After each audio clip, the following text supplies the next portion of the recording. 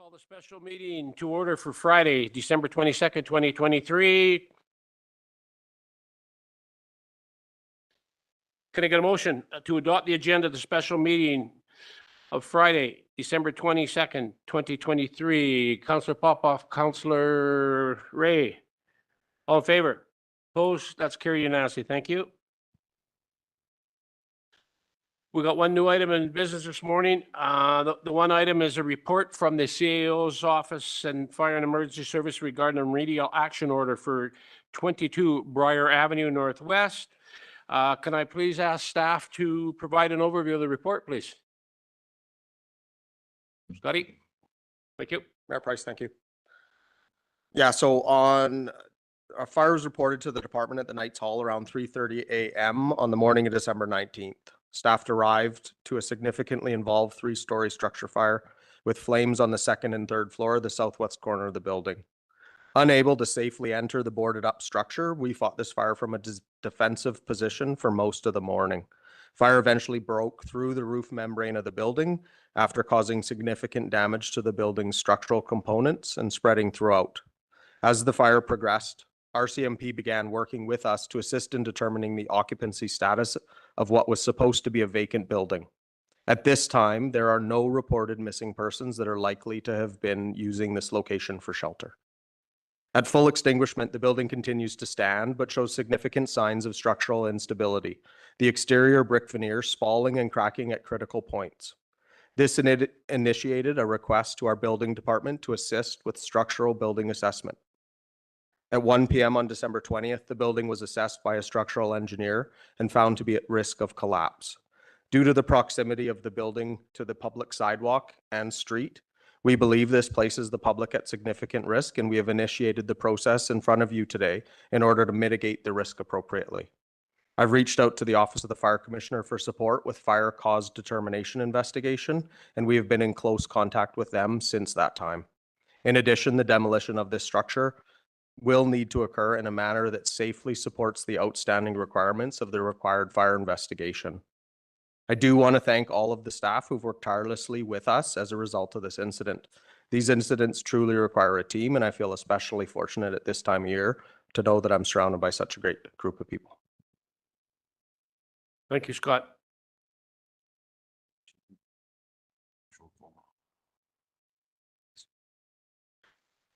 So just as the CIO said, I'd like to add that the formal written engineer's report has not been received by the city, but included in the council package is email correspondence from the engineer yesterday with a rough estimate of what will be found in the report when we are finally received it.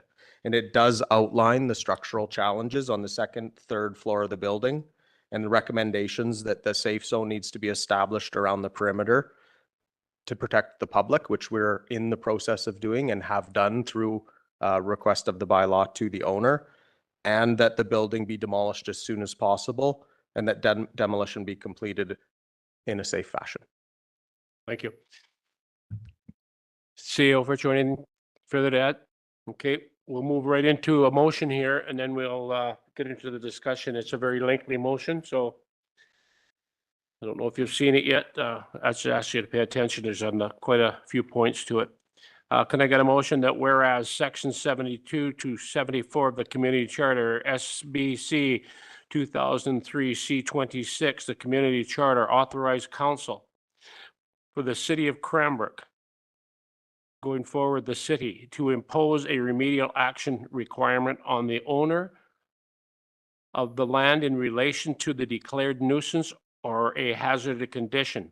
And whereas Section 79 of the Community Charter authorizes council to shorten time limits which are otherwise provided for under Section 76 and 78 of the Community Charter. And whereas Belco Hotels Limited, Incorporated, number BC 0316312, the owner, is the registered owner of the property located at 22 Briar Avenue, Cranbrook, BC, which has the following legal description: PID 006-173-462, Lot 2, District Lot 29, Kootenay District Plan 11850. And whereas a fire occurred on the property on December 19th, 19th, 2023, and the fire substantially destroyed a large 3-story building located on the property. The building. And whereas council for the city have received and reviewed the staff report dated December 22, 2023 in relation to the building. Going forward, the report. Now, therefore, the council of the city resolves as follows. Number 1, that based on the information contained in the report and pursuant to Section 74 of the Community Charter, the building is hereby declared to be a nuisance. Number 2, that based on the information contained in the report and pursuant to Section 73 of the Community Charter, council considers that the building is in and creates an unsafe condition. Number 3, that pursuant to Section 72 of the Community Charter, the owner is hereby required to completely demolish the building so that there are no remaining erect walls. Going forward, the remedial action requirement. Number 4, that based on the information contained in the report and pursuant to Section 79 of the Community Charter, council considers that there is a significant risk to health and safety if the remedial action requirement is not completed within the time limits set out in this resolution. Number 5, that the owner may by 5 p.m. on December 24th request in writing, by email, or by hand delivery to any member of city staff that council reconsider the remedial action requirement. Number 6, that the owner must complete the remedial action requirement by December 27th, 2023.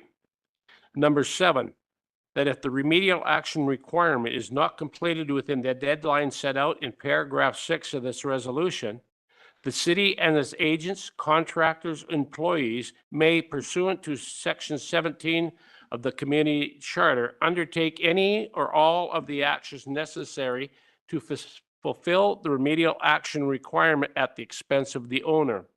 And number 8, that the city may recover from the owner all of the city's costs the city incurred by fulfilling the remedial action requirement as a debt or as property taxes on the property pursuant to Sections 258 and 259 of the Community Charter. Can I get a mover on that, please? Councillor Stetsky, Councillor Popoff. Discussion. Councillor Popoff, Councillor Graham, Councillor Stetsky. Yes, thank you, Mr. Mayor. So, of course, this is an extraordinary order that we have under the charter, so we certainly don't take this lightly. I guess my question is, if the owner fails to comply with the order, Scott, how are we prepared? Do we have capacity to then for ourselves to follow up with this order, given the urgency of time sensitivity?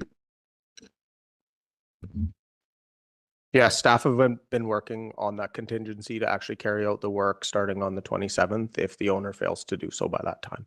So we do have a plan in place, and we're working through that plan as quickly as we can. Councillor Graham. Thank you. Just with number 5, that the owner may request in writing. So all it is just here, I don't want you to do it. It's happening anyway. What does that mean? CEO Virtual. So Councillor Graham, just regarding that, so if we do receive by the 24th a request from the owner, then that is a request for council reconsideration. So then we would look to come back to council for reconsideration at a future meeting. And so that will delay, but it's up to council then if they decide to entertain the reconsideration or just maintain the resolution as it is. So that's the process. So we just need to give that a chance. It's supplemental then? Supplemental, yeah. So because of the urgency of this, and we called a special meeting, so if he requests a letter to delay, will we be coming in on the 27th to meet and make a decision? Or is this going to be now hung out for a couple of weeks? I mean, so if we get that, I'll send the note to council and council can decide what we want to do, but we'll wait and see if we do receive that. Just while we're on that one, so that number 5 that Councillor Graham was inquiring about, is that a condition of the community charter that the owner has the right, just so we're clear on that? That's correct. Thank And you very much. it's Yeah. simply that council would reconsider. So if council makes a resolution, it's kind of the resolution stands unless council decides to reconsider it and change it. Otherwise, the resolution stands. Thank you. Councillor Stetsky?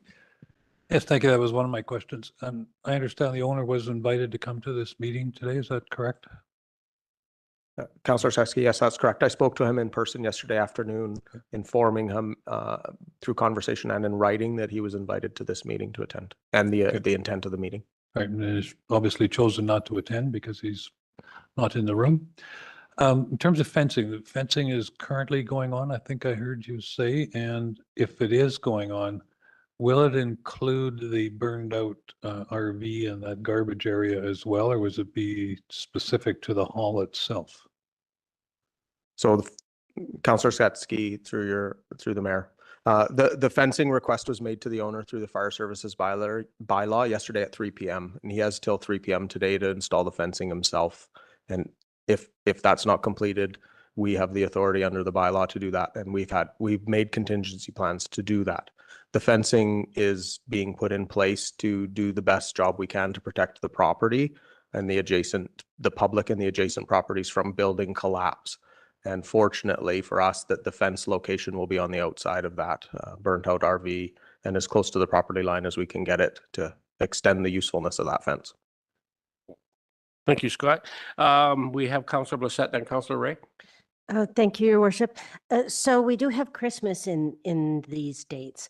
And I was wondering, in your conversations with the owners, like there's some logistics to getting work done, I would think, over the next few days. What's been your sense of that from discussions with the owner? So discussions with the owner have been limited. The owner is a man of few words.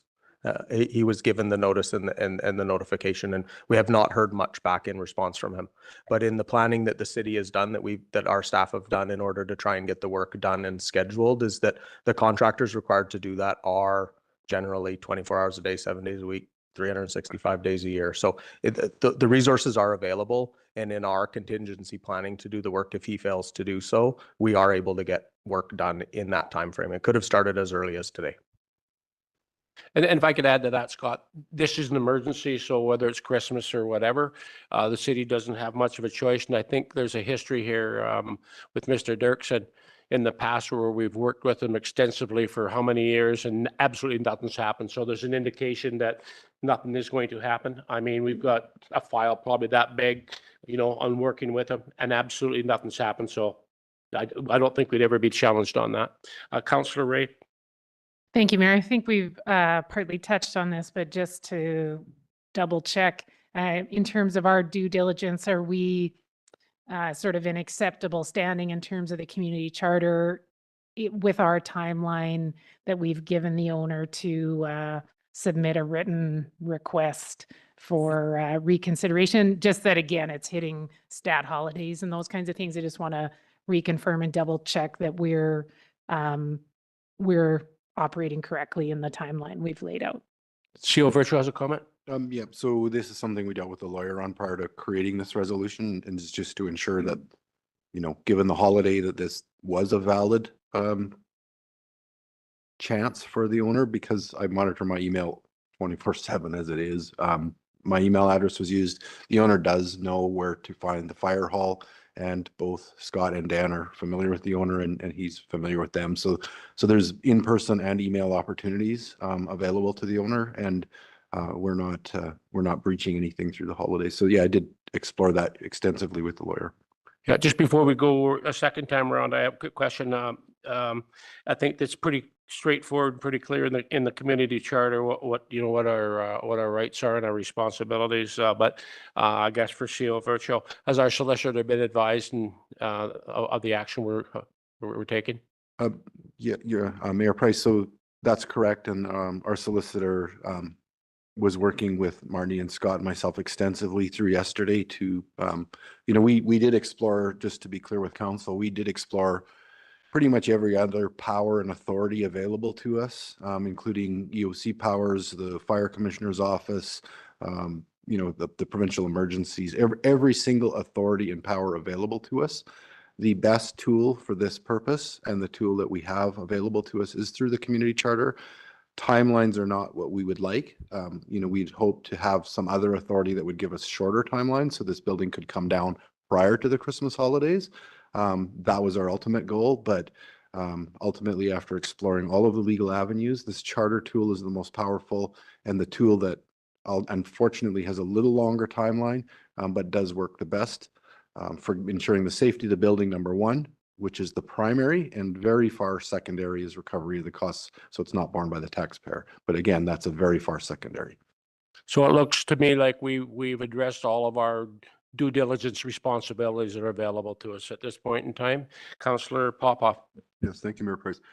Scotty, on page 6 of our package, there's a letter penned by yourself to the owner, site security for 22 Briar Avenue Northwest. Has this been sent out yet, or is this a draft right now? Through the mayor's chair to Councillor Popoff. Yeah, that's the letter that I did to hand deliver to the owner yesterday at 3 p.m. where the bylaw affords him 24 hours to do the fencing and site security himself. Otherwise, we'll take it over. So it was delivered yesterday at 3. Excellent, thank you. I asked because in the second paragraph, you were asking for them to do something as opposed to ordering. So Yes. thank you. Seal Fritchel. I guess just one other point is, I think I wrote a little of that in the report. I can't remember as much from yesterday, but in normal circumstances, like when a fire burns a building, under the authority Scott has dealing with the fire, usually a lot of these things are taken care of, like the building's knocked down, or subsequently, you can investigate and not have the issues that we're dealing with. What's causing this to be different is if there was a burned out building in the middle of a property, we wouldn't be that concerned. Timelines are what they are. And in this case, it's a burned out building that's structurally unsafe, that's 3 stories tall, very close to a public sidewalk. And it's not something like I can tell you in my career I haven't dealt with. So we had a long session with the lawyer yesterday wrangling this, and similarly with the fire department. It's not a normal situation. Usually if a fire has gutted a building and it's structurally unsafe, it does come down through the course of firefighting. But now we have something that's a burnout shell right next to the sidewalk. So that's why we're in this situation where this is not a normal situation. Thank you. Anything further, council? With that, I'll call the question. All in favor? Opposed?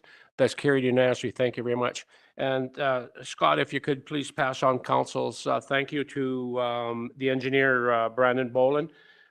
This really helps us make this decision at this point in time. You'll get this information before his formal report. We really appreciate it. Will do. Thanks.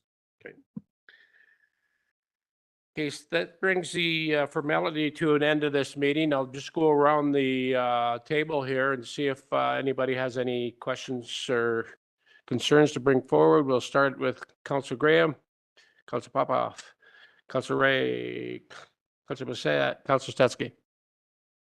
Yeah, I'm wondering if we can have a little bit of discussion about the South Hill and the LAS, and basically just I have a couple of questions perhaps for our CAO, if I might. Options, Mark, around, some of the things that have been brought forward to me anyway by some of the people involved are the timing and whether or not this can be delayed and pushed forward a bit into January, February. I know right now it's set for January. Is that a possibility? One of the other questions was around a positive versus a negative vote. In other words, there are 27 landowners. Currently, if the city does not hear from a landowner, it's considered a yes. And I'm wondering whether that is due to bylaw or some other law, or whether the city has the option to change that and say, we would like it to be a positive vote where the majority of the 27 support it, rather than considering a non-answer. People may be away, could be down south for the winter, and I understand there are a number of seniors in the area that may or may not have a thorough understanding of what it means when they get their letter. So just what are the options around a yes versus a no approach to the vote? So those will be two to start with here.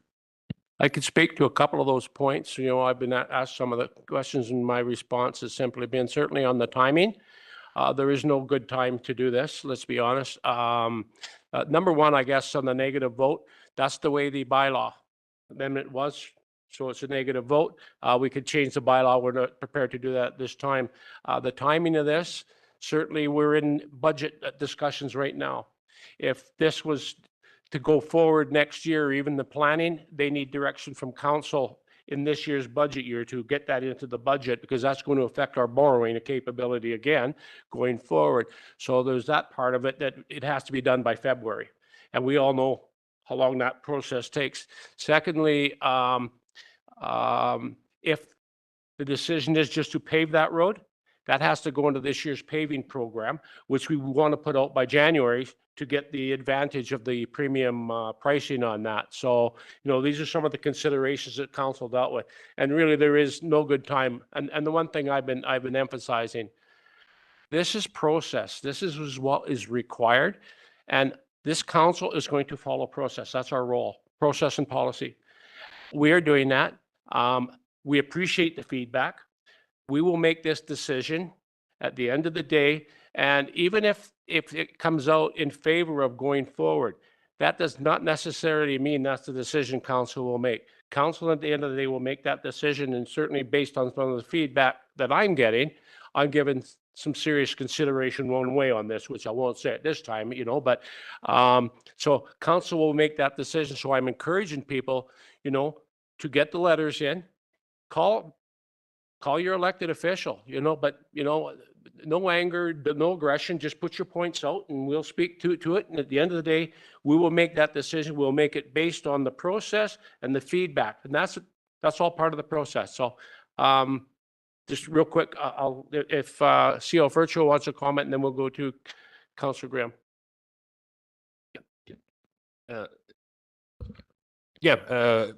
Councillor Setsky through the mayor.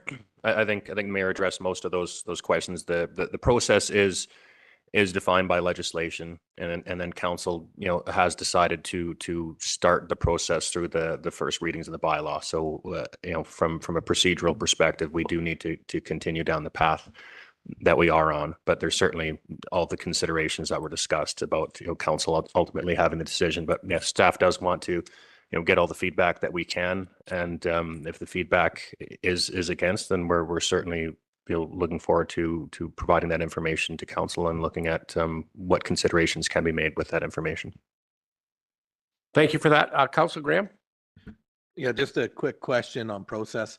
Is a letter that somebody writes in opposed to it an official no, or do they have to actually sign some sort of a petition? Councillor Graham, they need to sign a petition, and if they don't have one, we can email them one. They can stop by City Hall and get one. There is a specific petition form for this. Okay, thank you. Oh, I'll go to Councillor Papa first, then back to Councillor Setsky. Yes, thank you, Mayor. So I understand that the city has made various styles, types of notifications to all the property owners, mail outs, invitations to the open house, maybe even personal contacts. So what level of confidence do we have now that all of the neighbors have been notified or missed? They were all notified by mail. That's what we're required to do. So those folks, even if they are traveling, if they're out of the country, they could still complete a petition and send it in. CO Virtual has a comment. Thank you, Mayor Price. So I just wanted to follow up when Mike commented earlier, when you had asked me to comment. I just wanted to have the department discussion first before I chimed in. So couple things. One is, you know, I think through this process, we all kind of learn things. And so I think we've heard from the public on timing and all of that. So that is a point taken for going forward. No question there. And at the end of the day, I just, when I've been reading some of the comments that have come through that I've been exposed to, you know, there is some, as the mayor put it, anger in there. And I think what people need to understand is this is not it's not like an election that the results are binding, except for if people vote it down. The point is council initiated a process to hear from the public. And we want to hear from the public. And if council, at the end of the day, decides to make a decision one way or another, the process, this process was to hear, and we don't want to discourage anybody if they're for the positive, if they want it, or if they don't want it, because if we hear from a bunch of properties that do want it, we may come back to council with a smaller proposal in the future. But at the end of the day, the results of this are simply to hear from the public. Timing could have been better, or, you know, positive to the negative could be different, and we've learned something from that. But at the end of the day, what does the public say so that council can make a decision? And that's the process. So people seems to me are losing sight that there's a binding decision here. There isn't. It's unless they vote it down, that's a binding decision. But if it doesn't, as the mayor said, if it goes to the positive, that then it's back in council's court. Council still has the ultimate decision. It's just like with the OCP, we have to hear from the public. We have to give a chance for the public to have their say, so council can hear from everybody and not stop these processes partway through and you only hear from a few folks, because then we don't know what to do next going forward. So council does have the authority at the end of the day to make the decisions, and that's where it lies. So people should have comfort that it will come back to council table. Thank you for that. Councillor Stetsky? So open house on January 10th at 6 p.m. at the Manual Training Center, of course, and we're there to invite the public's input from 6 till 8 on January 10th. Mark, when do you think it will come back to council then for further discussion or vote?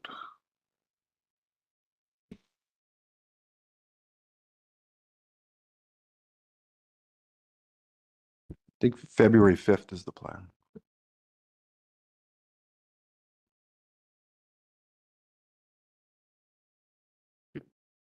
Public consultation, what closes January January 22nd. 22nd? That's the first regularly scheduled meeting. So I got a final comment, and you know, again, our role, and we're just fulfilling our role as council, and I you know, I'm not discouraged by what goes on. I'm quite encouraged by the feedback. That's all part of the process. Every member of this council, when we were running, we were committed to governance and to listening and being open and transparent. That's what this process provides. So, you know, I think that, you know, that we're demonstrating that. So that we're listening, and you know what? We're going to base our decisions on policy and process. That's what we do, and we have to let the process run. If you look at the OCP, you know, the budget feedback, you know what? And I hate to use this term, but it's unprecedented. You know, we've seen that in the past. So you know, some of it can be a little bit more negative than others, and that's fine, because, you know, people put emotion into it, but we deal with the facts going forward. I think as a council, we're demonstrating that very well right now, and it is a bit of a transition for some things that have happened in the past. And I'm not saying our past councils, but, you know, some of these types of decisions, as soon as there was little heat in some communities, all of a sudden it gets political. Somebody goes up, and then we're circumventing process.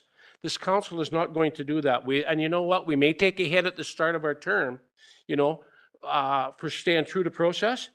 I really believe it'll serve us well and serve the community well by the time we've completed our term. So, and that's all this is process. And at the end of the day, council's going to sit down and make a decision, not based on emotion. We will listen to the emotion, but on the facts and the process. So I just putting that forward, and I think we're all doing that right now. So, you know, we're going to take a little hit every now and then, and that's fine. But yeah, I think we're true to what we're here to do. Councillor Papa. Thank you, Mayor. So we're all getting phone calls and we're all getting requests to speak individually to these property owners. Would it be preferable for continuity of information coming from us for one person, i.e. maybe the mayor, to take those calls? I have taken calls, and I'm hoping I'm as consistent in my response as other members of council, but we're all individuals. So should we have a collective one-person response? And if so, I've got a couple people I want you to talk to. Yeah, and I'm fine with that. I have talked, I spent most of this morning actually with a number of people, and you know, I'm quite comfortable. You know, it doesn't matter, you know, what state they're in. I'm good at that. And what I've done is I passed on my I said, you know what, here's my cell number. Anybody in the area got a problem, they want to, but it's fine talking to a counselor if they'd like to, if it's, if they've got, feel closer to one of the members of council. We're certainly not going to stifle members of council for sure. But you know what, I'm fine with you passing those numbers on to me or asking those people to call me. I can speak for a council, or each member of council can speak for themselves. I'm fine either way. And thank you for that. I mean, I feel comfortable in speaking. I'm just not certain if my comments are going to reflect Councillor Bassett's comments or Councillor Graham's comments. So, and likely they won't. So I think Whatever you're comfortable with. I'm comfortable saying it, just be advised that we may all have different approaches to this, and giving advice as well that might come back and bite us. Thank you for that. Further? Good discussion. Anything from staff? Great. Okay, then can I get a motion to adjourn? Councillor Ray, Councillor Bassett, all in favor?